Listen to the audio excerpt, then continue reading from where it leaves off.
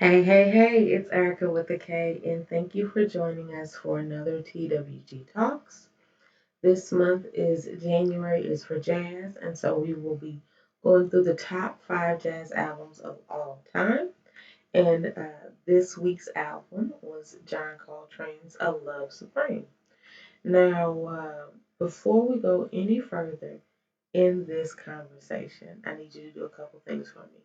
I need you to like, I need you to share, I need you to comment, but I most importantly need you to subscribe to the channel, and that lets me know that this is the kind of content that you like. And if I know that you like it, I'm gonna continue to give it to you, alright? So make sure you do that for me. Capiche? Beautiful. Alrighty, so let's get into this album, shall we? Album came out in 1965. John Coltrane is a saxophonist. But before anything, before I forget, shout out Jazz Time with Jarvis X. Again, I use their channel to listen to the album. If there are other channels that you know of that I would probably like, let me know in the comments. But until then, Jazz Time with Jarvis X held me down. Alrighty? So let's get into the album, shall we? The album is short, 38 minutes or so, almost 40 minutes. So it's something that you can listen to over and over and over again, okay? We have a quartet of 4 amazing musicians. I hadn't heard of any of them outside of obviously John Coltrane, but we have McCoy Tyner on piano, Jimmy Garrison on bass, and then Elvin James on drums. Um, the standout of this quartet for me, McCoy Tyner. And I know this is John Coltrane's album. Yes, he's the band leader. Yes, he put everybody together, arranged, wrote all of that great stuff. But McCoy understood and showed up to do what he needed to do. Okay, really, really, really, really, really was astonished by the piano player to the point. Anytime I listen to music, I always start at the beginning of the album, listen all the way through on that first listen uninterrupted. I need to hear the full body so I can understand what the artist was trying to do. There's 4 tracks: Acknowledgement, Resolution, Pursuance, and Song. Of these 4 tracks, 2 of them really knocked it out the park for me. It would be Resolution as my number 1 pick on the album, and then Song, which is my number 2 pick on the album. Um, Acknowledgement gets honorable mention because I did recognize it in a movie.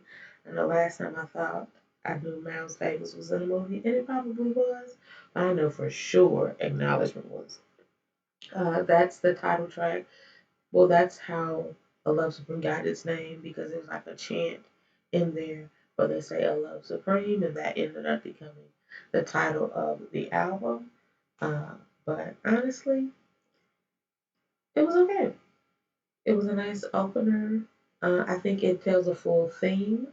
I feel like you can tell it's kind of rooted in religion in some kind of way. It just feels very connective to a source throughout each of the songs.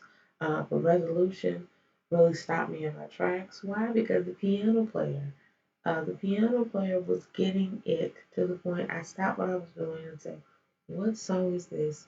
I need to know who this is, where we are in the album, because they are jamming." Uh, and likely in some, I felt the same way. I felt like it was like the climax. I felt like all of the emotion was really being poured out into song. It's just heart wrenching musicianship and music things happening in song. And so Resolution and Song were my top picks.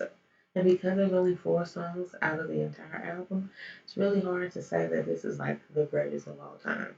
So what I would say is I need to listen to more John Coltrane. But all in all, I would add it to the collection because the 2 songs that I really did like really won that over for me for John. John was also on Miles Davis's album, and I loved his playing a little bit more there to the point where I can see why he's so revered, and this is considered one of the greatest albums of all time. Mm, I don't know. But that's just me. What do you think? Put it in the comments. Let us know. Have you heard this album before? Are you listening to it with me? These are really, really great albums, and I think you wouldn't go wrong. But all in all, I'd say add it to your collection. All right.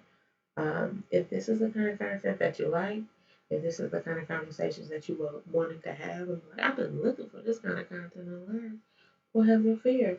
We got it right here on TWG Talks. This is Erica with a K, and I will see you next Thursday.